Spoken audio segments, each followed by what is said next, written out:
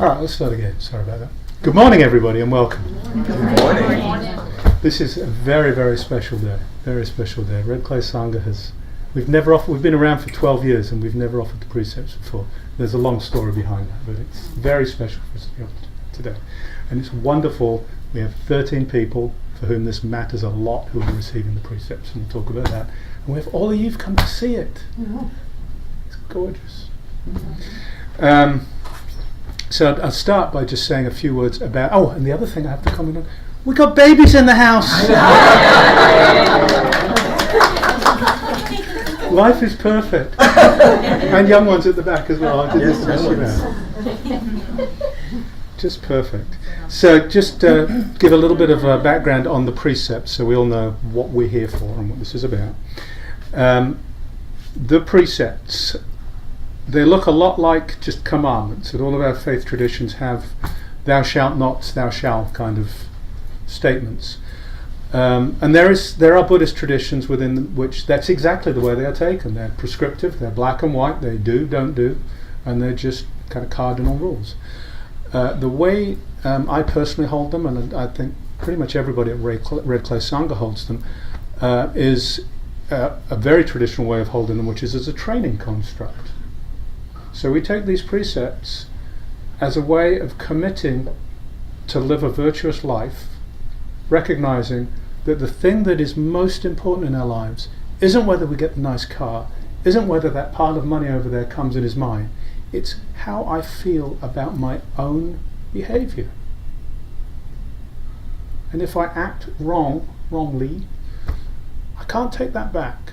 So it's about learning to behave properly within ourselves, for ourselves, and then also for the world. So that's really what the precepts are about. It's this framework we step into that is a very intentional way of living a virtuous and an upright life for ourselves and for other people.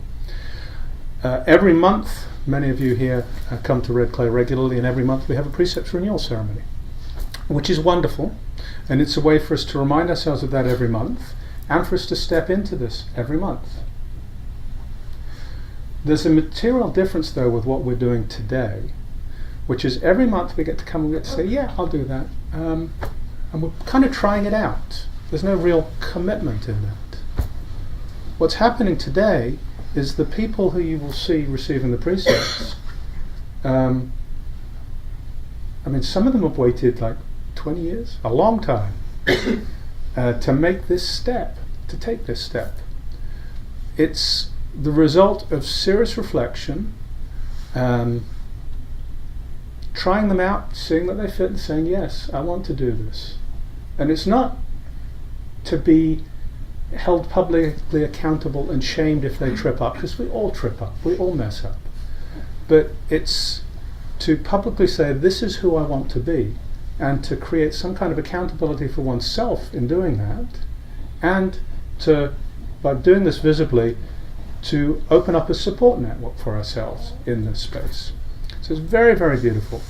All of these people, I sent them this long email 3 or 4 months ago that said, here are some suggestions of things you should do, some practices, work with the precepts, journal, do this, that, and they've all done it. I mean, they really have taken this very, very seriously.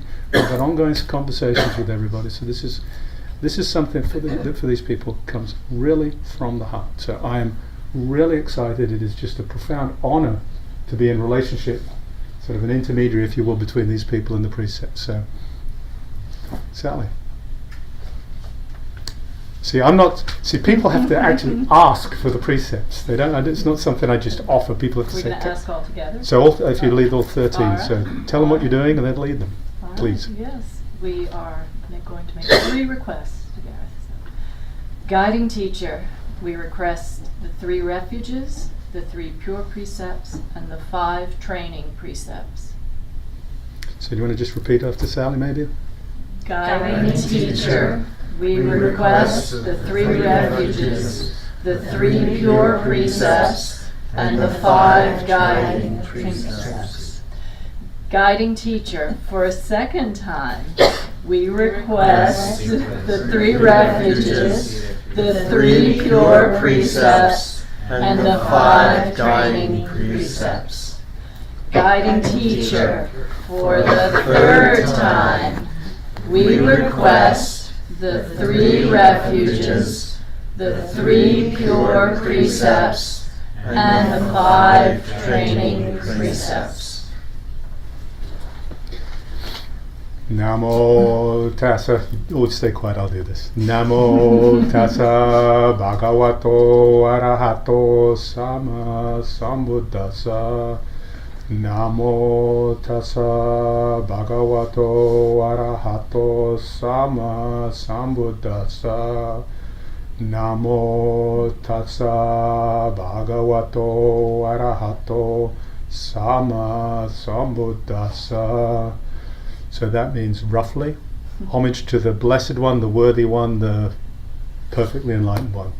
So we will now do that together, the 3 of us. So I'll chant it, and if you just chant along, please. And this is just there was a dividing line there. It's now divided. So just the 13 people who are doing this. Just when I ask people to do something, and let's ask for you guys at the back too. Just let them do it, please. So, Namo tassa bhagavato arahato sama sambuddhassa. Namo tassa bhagavato arahato sama sambuddhassa. Namo tassa bhagavato arahato sama sambuddhassa. This is my craft work right here. It's rather awkward and ungainly, so I'm not used to wearing it, so forgive me. I do have clothes on underneath that.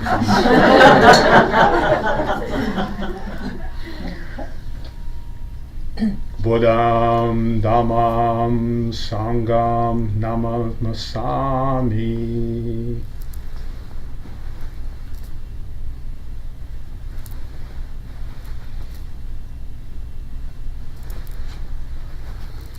So, again, struggling around in this. All right, so now you've requested receiving the precepts, you've received the precepts, and we will begin with the 5 remembrances. So the 5 remembrances, they're not formally part of the precepts that you will receive, but I find the 5 remembrances they're a really important part of our ceremony today, because they kind of set the stage for what we're talking about. One of the guiding principles of Buddhism is the principle of karma, which is action or intention. It's what we do and why we do it. And what we're about to recite, the 5 remembrances, is acknowledging that our actions are actually the only thing we have, the only thing we do. That is us. None of the rest of it is controllable. None of the rest of it really lands here. The only thing that really lands and becomes me is my own intentions and my own actions. For those of us who are familiar with the Soto precepts that we use on a precept renewal Sunday, this is very similar. It kind of comes from exactly the same place as the acknowledgement of karma, all my past and harmful karma, born from beginningless greed, anger, and delusion, etc. It's really, it's a state. This is a way of framing it I really like, but it's from the same place. So please just, I'll say this in pieces. Please just repeat after me. I am of the nature to grow old. I am of the nature to grow old. There is no way to escape growing old. There is no way to escape growing old. I am of the nature to have ill health. I am of the nature to have ill health. There is no way to escape ill health. There is no way to escape ill health. I am of the nature to die. I am of the nature to die. There is no way to escape death. There is no way to escape death. All that is dear to me and everyone I love are of the nature to change. All that is dear to me and everyone I love is of the nature to change. There is no way to escape being separated from them. There is no way to escape being separated from them. My actions are my only true belongings. My actions are my only true belongings. I cannot escape the consequences of my actions. I cannot escape the consequences of my actions. My actions are the ground upon which I stand. My actions are the ground upon which I stand. So as I said earlier, the 5 remembrances are an important framework for taking refuge and for understanding and practicing the precepts. You have recited the 5 remembrances. Please remember and reflect on these in your daily lives. If you're in accord with this, please say yes, Gareth. Yes, Gareth. So now we move on into the 3 refuges.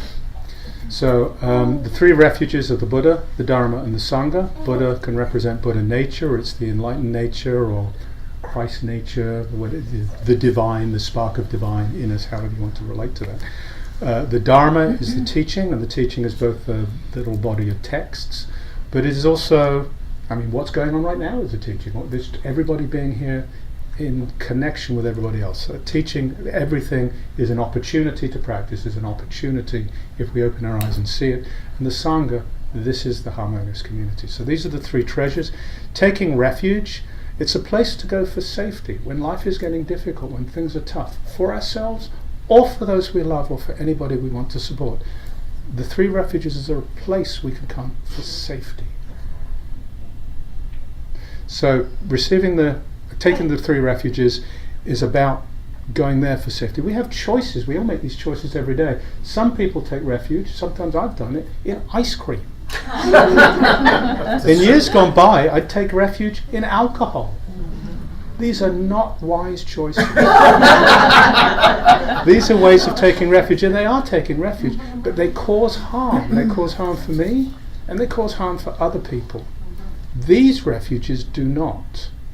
And these refuges are refuges on a path that is intentionally about finding a place of peace that doesn't cause harm for self or other.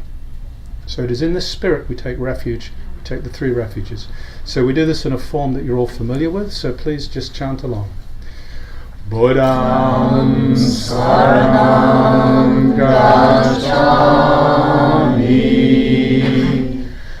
Dhammam saranam gacchami, Sangham saranam gacchami. I take refuge in Buddha. I take refuge in Dharma. I take refuge in Sangha. You have all taken refuge in the Buddha, the Dharma, and the Sangha. Please reflect on these and remember them in your daily life. Know that they're always available for your safety, for the safety of your loved ones, for the safety of people you're with, for people you want to help and support. And they're there to help you become better able to become a place of safety yourself for other people. If you're in accord with this, please say yes, Gareth. Yes, Gareth. So we now move on to the 3 pure precepts. So the 3 pure precepts, in simple terms, do good, don't do evil, do good, live in enlightenment. It's very simple. A little more convoluted when we get to it. These are another framework. They're part of the precepts that are being received, but these are a framework, a framing construct for the more particular and precise precepts that we'll get to. So they're a statement of principle as well as a practice. These are not in the Theravadan tradition. These are not held as precepts in the Theravadan tradition, which those of you who are nerdy about this stuff will recognize as my primary source for this stuff. They are in the Zen tradition, and they're ones that we will normally recite on renewal on Sunday. In the Zen tradition, they come out of a particular fascicle by Dogen. For those of you who are nerdy in this way, it's in the Shobogenzo number 10, which in turn, it's called Shuaku Makusa, not doing wrongs. But what he is doing in that is he is it's a commentary on a Chinese verse. And it is a Chinese verse, it's a square verse, it's like 4 symbols by 4 rows. So it's a square verse. And the verse says, not doing wrong, engaged in what's skillful, purifying one's mind, this is the teaching of the Buddhas. That paragraph is in the Dhammapada. It's actually Dhammapada verse 183. So this comes directly out of one of the most basic and earliest teachings in the Theravadan canon. So this is actually a very universal teaching. Not very universal, tautological. It is a universal teaching within Buddhism. And translations can be tricky, so when we hear words like wrong or evil, these are nuanced words, and they have more to do with recognizing the fundamental truths of Buddhism, the 4 noble truths, the noble eightfold path. It's about being unskillful, being unwise. So that's really what's intended with these words that translate as evil or wrong. So we will now go through the pure precepts. Whoops, I'm throwing clothes all over here. I thought this would work. With moving around, it doesn't work as well. Let's try that. Safety pins would be good. Yeah. Thank you. Okay, so layers, they say. It doesn't always work, does it? All right, so just repeat after me. I vow to make every effort to embody non-violence and non-harming. It is the abode of the law of all Buddhas. It is the abode of the law of all Buddhas. It is the source of the law of all Buddhas. It is the source of the law of all Buddhas. I vow to make every effort to wake up to my true nature. I vow to make every effort to wake up to my true nature. To see clearly. And to live in accordance with what is true. And to live in accordance with what is true. It is the teaching of Anuttara Samyak Sambodhi. It is the teaching of Anuttara Samyak Sambodhi. And the path of one who practices. And the path of one who practices. And that which is practiced. And that which is practiced. I vow to make every effort to live and be lived selflessly. I vow to make every effort to live and be lived selflessly. For the benefit of all beings. For the benefit of all beings. It is transcending profane and holy. It is transcending profane and holy. And taking self and others across. And taking self and others across. You have now received the 3 pure precepts. Please reflect on these and remember them in your practice. If you're in accord with this, please say, yes, Gareth. Yes, Gareth. So now we move on to the 5 training precepts. The nuts and bolts, right? This is the most detailed, specific guidance. In some traditions, there are a lot more. In the Zen tradition, which is what we often use on Sundays, there are 10. In the Theravadan monastic tradition, men, I believe, have 211, and it's 227, and women, I believe, have 311. So this is not. There's a lot to talk about if you want to get into the treatment of women. A woman in that tradition, a nun, has to show deference to every male monastic, however junior in rank, and whatever age. So, but we'll do that another time. We have 5 today, and they're the same 5 for everybody. In the monastic tradition, these were very detailed guidance, and they were guidance that was provided for harmony within the community. The idea was this would stop people stepping on each other's toes, and it would lead to harmonious functioning of the Sangha. And there were rules. The Vinaya, which is the monastic code, had rules where people were actually held accountable, and there were specific times where a monk could call, and somebody would be brought forward, and an accusation could be leveled against them for a violation of the precept. And different levels of this and different ways of arbitrating it, and they were done in a very compassionate way. But there's this formal accountability We are not doing that. As I said, it would be lovely for people to support everybody in this. So as we hear these precepts being received, to recognize what people are receiving and to be there to support folks, but in a gentle and truly supportive way. So you will now receive the 5 training precepts, and so please recite after me. Aware of the suffering caused by the destruction of life. Aware of the suffering caused by the destruction of life. I undertake as a training precept. I undertake as a training precept. Not to kill. Not to kill. And not to condone killing. And not to condone killing. Aware of the suffering caused by exploitation, stealing, and oppression. Aware of the suffering caused by exploitation, stealing, and oppression. I undertake as a training precept. I undertake as a training precept. Not to take what is not freely offered. Not to take what is not freely offered. And not to condone others taking what is not freely offered. And not to condone others taking what is not freely offered. Aware of the suffering caused by inappropriate interpersonal relationships. Aware of the suffering caused by inappropriate interpersonal relationships. Especially sexual misconduct. Especially sexual misconduct. I undertake the training precept. I undertake the training precept. Of not to engage in inappropriate interpersonal relationships. Of not to engage in inappropriate interpersonal relationships. And not to condone others engaging in inappropriate interpersonal relationships. And not to condone others engaging in inappropriate interpersonal relationships. Aware of the suffering caused by unmindful speech. Aware of the suffering caused by unmindful speech. And not listening deeply. And not listening deeply.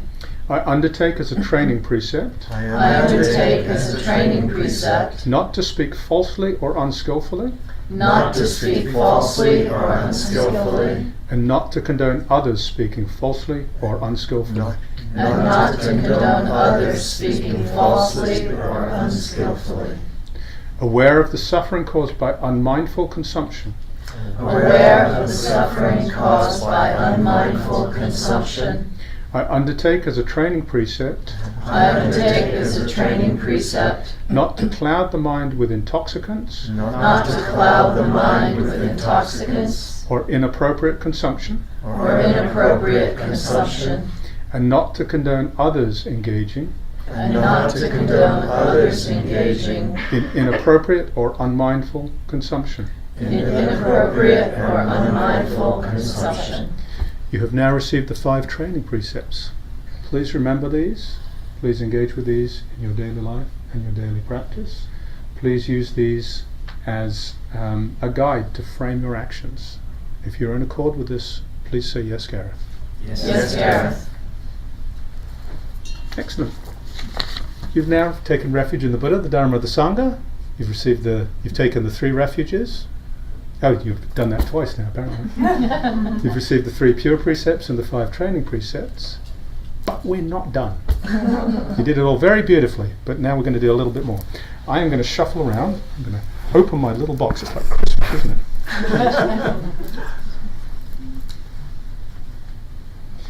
So this is the part where folks get certificates and a Dharma name. Let's move this over here.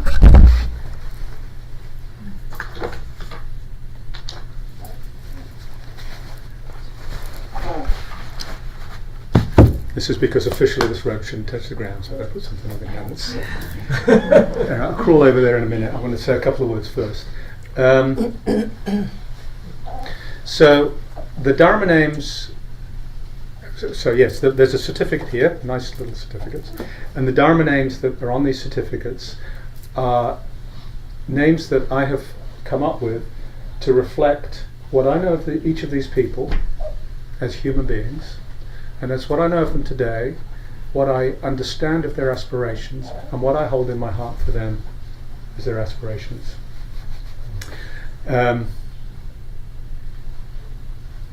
there are nuances. I hope you'll find these nuances over time. These aren't just simple 1 or 2 word things.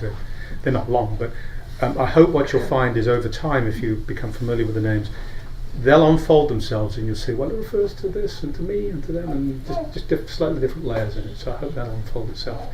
I've also, one of the parts of everybody's name is there's a Dharma family name. Many of you are familiar with the Plum Village tradition, where people receive Dharma names which are of the heart.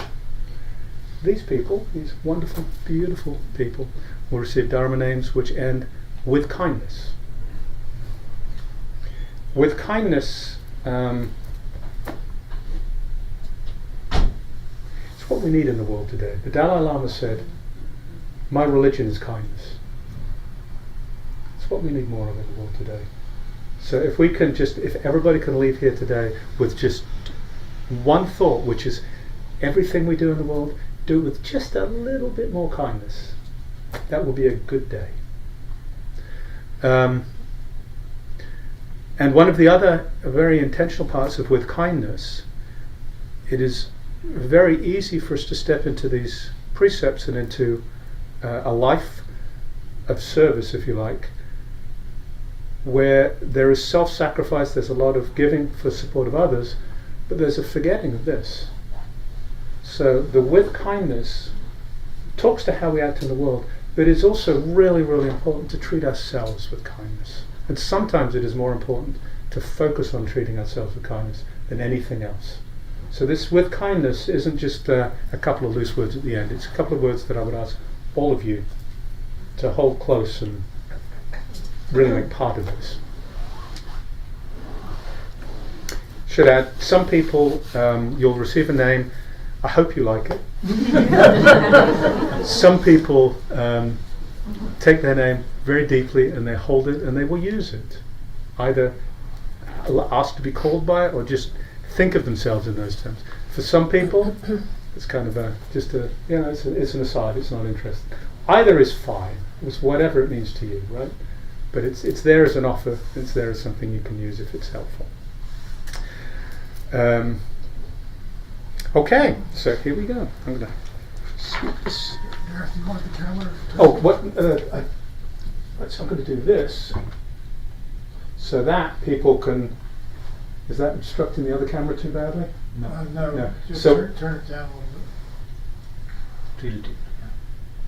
There we go. So what should happen here is as each of you comes up, what I'm going to do is ask you each to come up and kneel facing me here.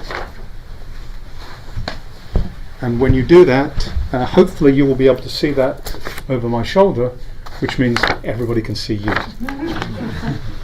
which is what we want. So let's start with Laura. So Laura, I'll have to look at my sheet and remember exactly what I have.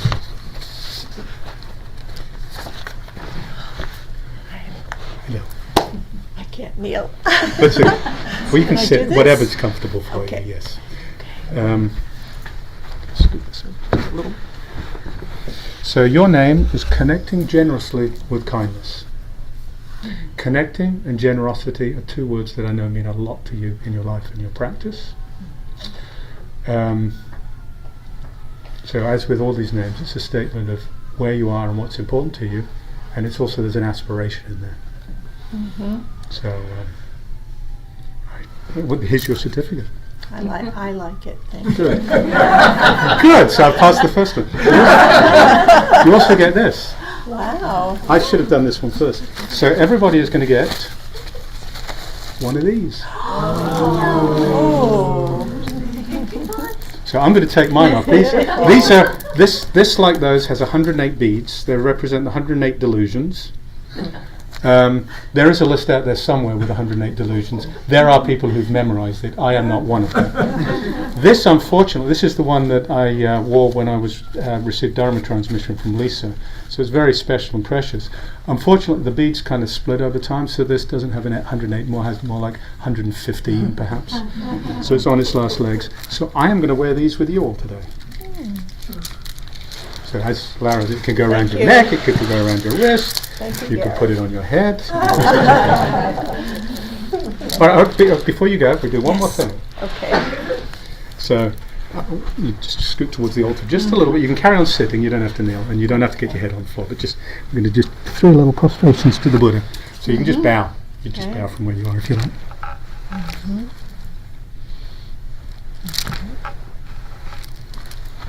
Congratulations. Thank you. All right.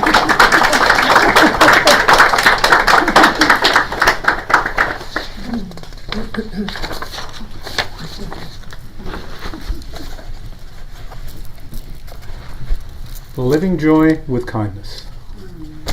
Those of you who know Sally know she just brings joy and life into a room when she walks in. It's beautiful. So there's that recognition, and there is the encouragement to see life, see living as living, the 3 pure vows, the 3 pure precepts, moving deeper into what living can mean. And joy. There's the joy that is without residue. There's the deepest joy, true peace. So there's a practice in there to take that living joyfully and continue to make it deeper. So let's nudge your knees just a little. There we go.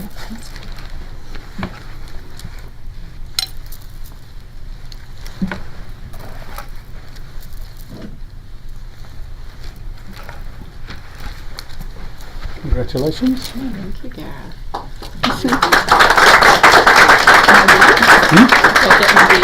Oh, you did. I'm so sorry. Of course. I made that promise and then didn't fulfill it. Thank you. All right, so here we go. Susan.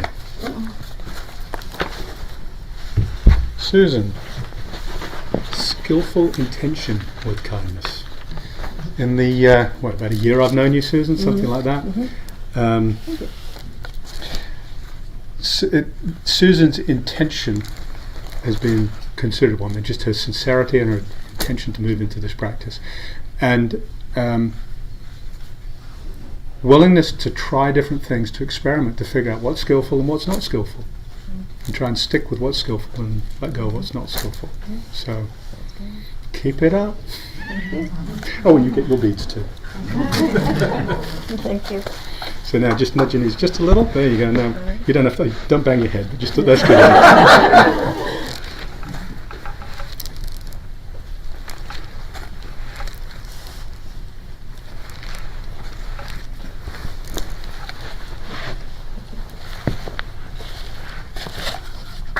Elizabeth.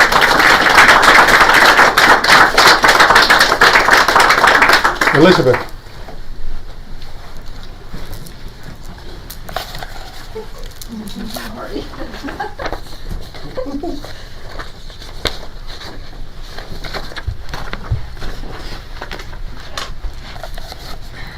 Serene abiding with kindness. Elizabeth has an existing Dharma name from one of these ceremonies, which is, I think it's aimlessness, something like that. And I know Elizabeth loves this idea of being aimless, of wandering in emptiness. And so serene abiding, to me, captures that. It also captures kindness, and Elizabeth is one of the kindest people I know. But that kindness can get us in trouble, and I know it gets Elizabeth in trouble. It's easy to get hurt. So this serene abiding it's that recognition of aimlessness and of wandering in emptiness. But it's also an encouragement to find that place of peace, out of which to bring that kindness. And I'm sure you get the reference to peaceful abiding, which is one of the absorption states. It's your beads as well. Thank you. So just make our little bows.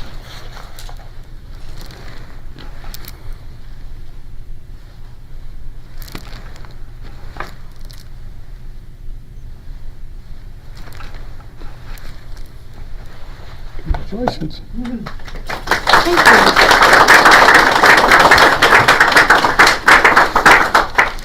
Holly. Always like Christmas, isn't it? in the box. You have a beard like Santa Claus. Should have dyed it white, shouldn't I? All right. It is wonderful to have young people in our Sangha. Holly is just a remarkable young person. What did I say? I didn't give you your name yet, did I? Living Truth with Kindness. That's a way of receiving that name, I guess. Holly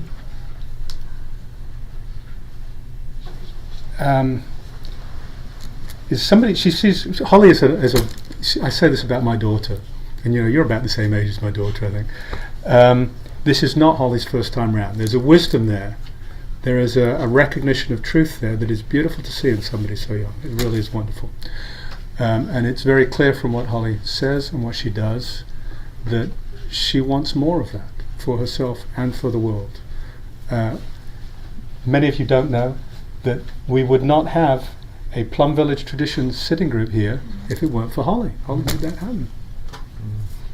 So continue to be a remarkable person, continue to move into truth and live in truth with kindness.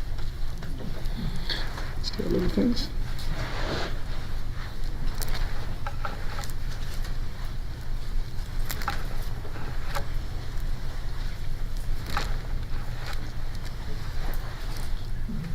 Congratulations.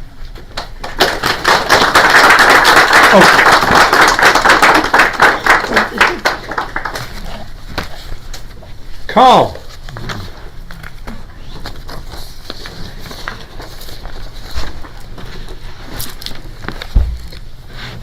Liberating activity with kindness.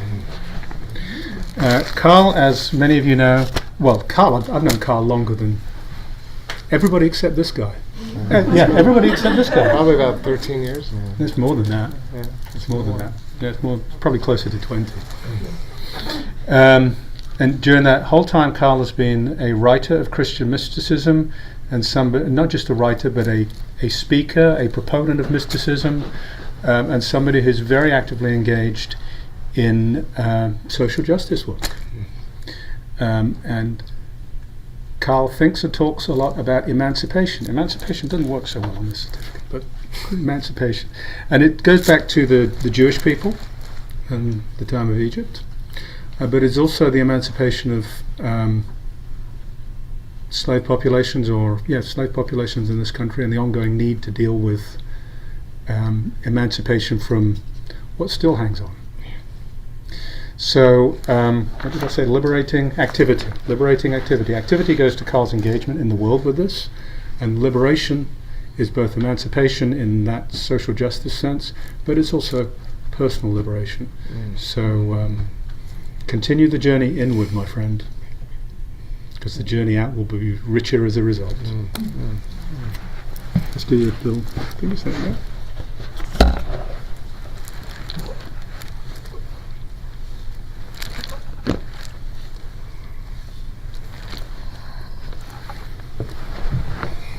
Congratulations.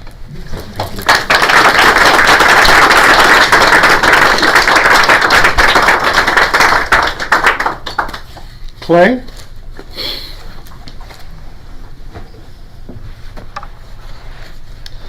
So your name, sir? Let's go. Awakening wisdom with kindness. I nearly read the wrong thing. I thought, that's wrong. Awakening wisdom with kindness. There you go. There's your certificate. And there are your beads. Awakening wisdom. Clay is a very serious, very thoughtful person who is very broad in his practices and his traditions. He's a massage therapist. He's just finishing up round 1 of his yoga instructor training, and he's planning to go on and do lots more of that. Here he is taking the precepts. He's trying to make the world a better place. Clay has a lot of wisdom within himself, and so this name is about awakening that wisdom within yourself and coming to see that for yourself and own that, to truly step into that. And it is also about continuing the work you're doing to awaken wisdom in others around you, which is clearly your life passion. So I have something else for you. I think she's still on the screen. There's a Holly on the screen who is your sister. and she had this shipped to my house and asked me to give this to you as something that is a more tactile spiritual gift. So, let's do a little 3 prostrations. That's perfect. And then just, here we go.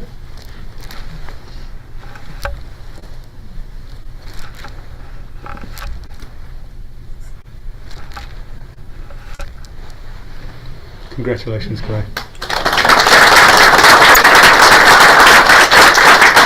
Oh, and I emailed you a copy of your certificate, so it's actually going there right now, so it'll be on your PC when you get home. Awesome. Anand.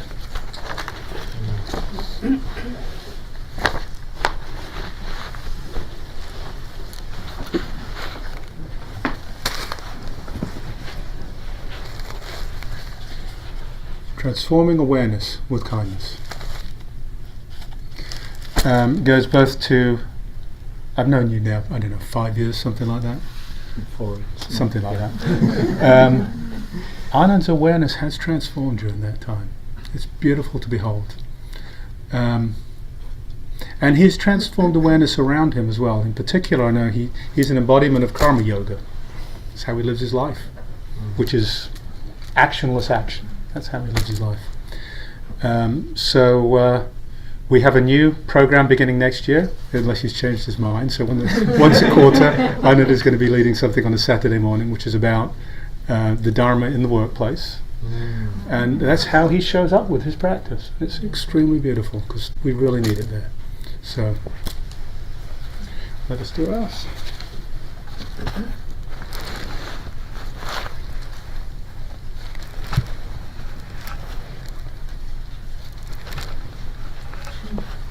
Congratulations. Thank you.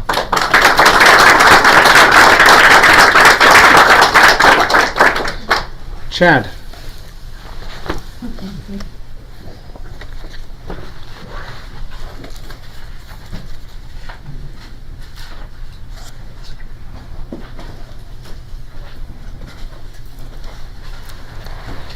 But I did that. So Chad, I read it and then I forgot it. Selfless activity with kindness. Chad is maybe the most selfless person I know. Those of you who don't know, you're likely sitting on something that Chad made with his own hands. The cushions, the fabric on the benches. Solomon made the physical benches, but the fabric on the benches. This thing Chad's sitting on right now. He made this. The space you're sitting in, Chad found it. So he is just remarkably selfless. But as I talked about with the word kindness, there is a danger with that kind of selflessness,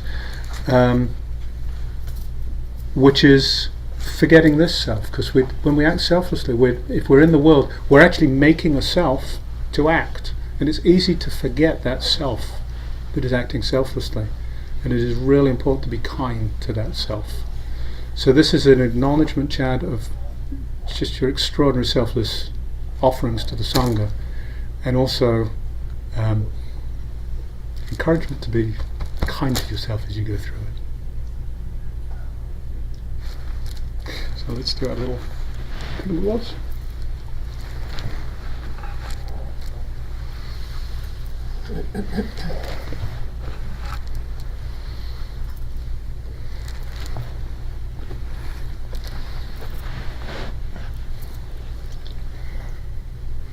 Congratulations.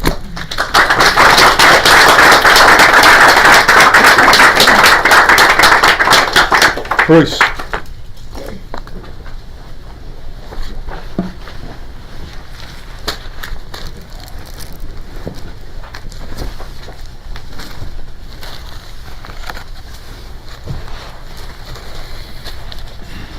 Embodying equanimity with kindness.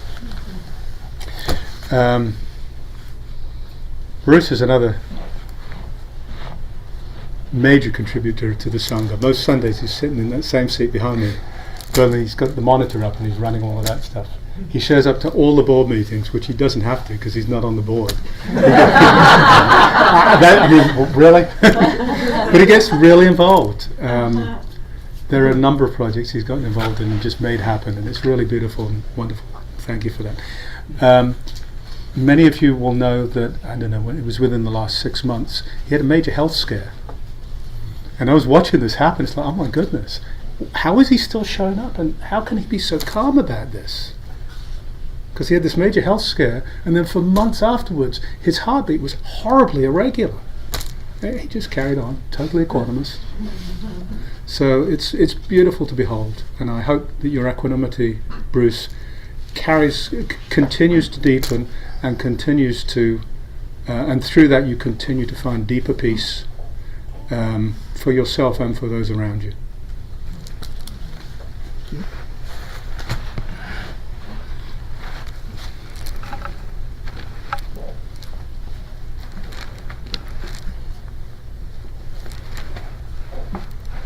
Congratulations.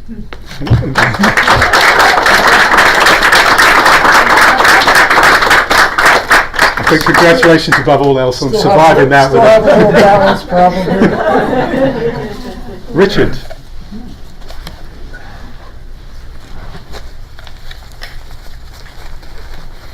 Richard, what to say about Richard?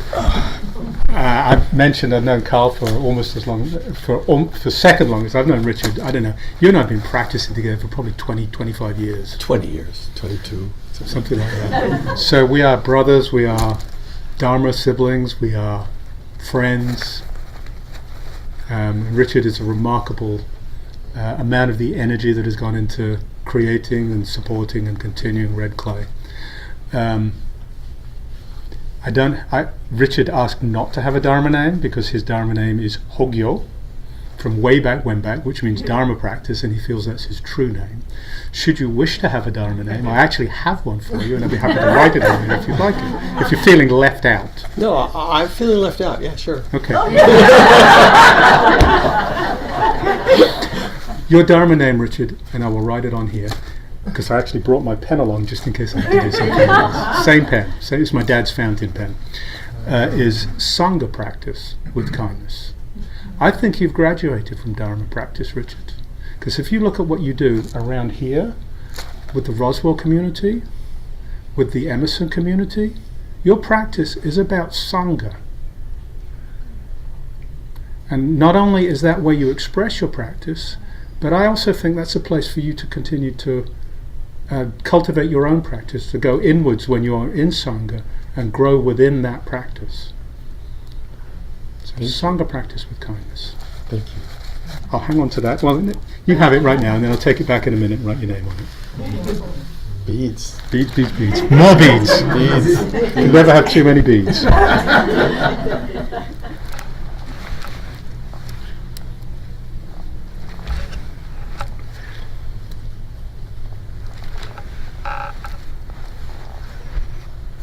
Congratulations. Thank you so much.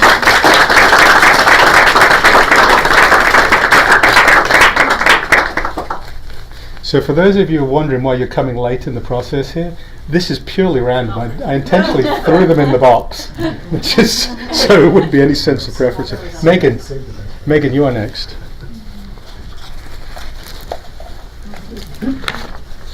And your name? Courageous Stillness. Talk to the carpenter.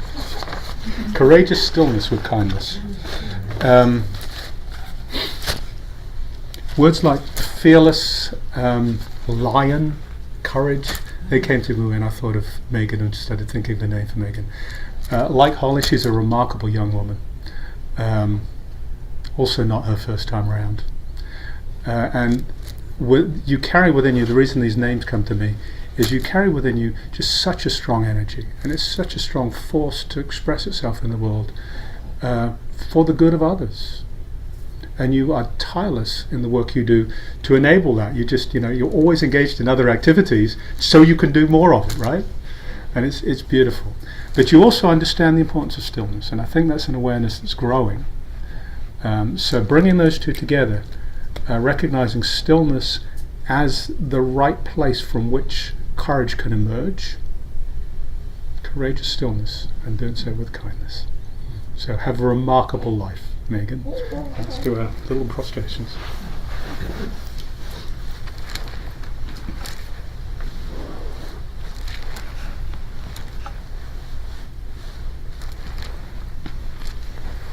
Congratulations.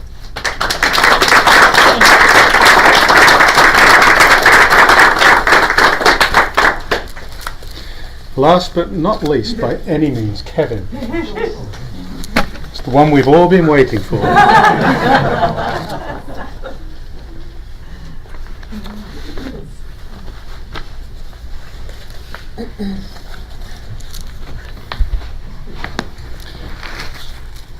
Selfless response with kindness.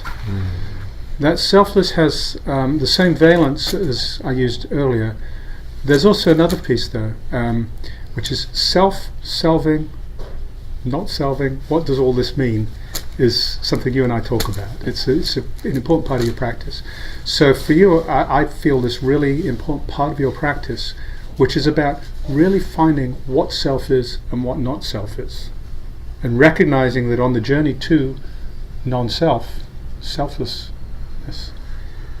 are these increasingly subtle forms of self that we create. And response, I've come to distinguish between response and reaction. Reaction is what happens when something outside comes in. We react to it.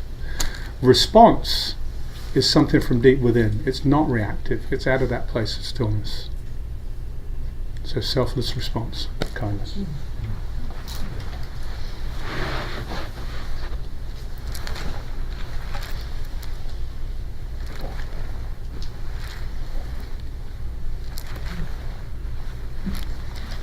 Congratulations. See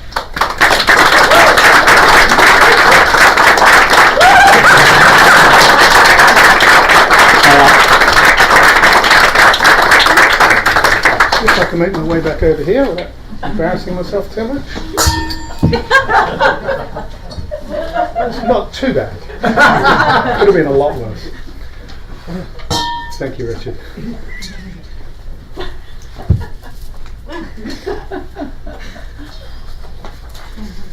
All right. Yes. So this is for you've got 2 rows here. Everybody back there, right? All the rest of you. Thank you for bringing this around. You've seen these people you know and love receive the precepts, take refuge. If you are willing to be in a place to support them in this, please say, we will. We will. So, you all have received the precepts, taken refuge. This is your relationship with the precepts now. They are yours to do with what you will. I know you will do beautiful things with them. You have a Sangha who has just said they are here to support you in your practice. You have me as the preceptor who is here to help you in any way I can. If you have questions, you need help, you want to just talk, I'm here.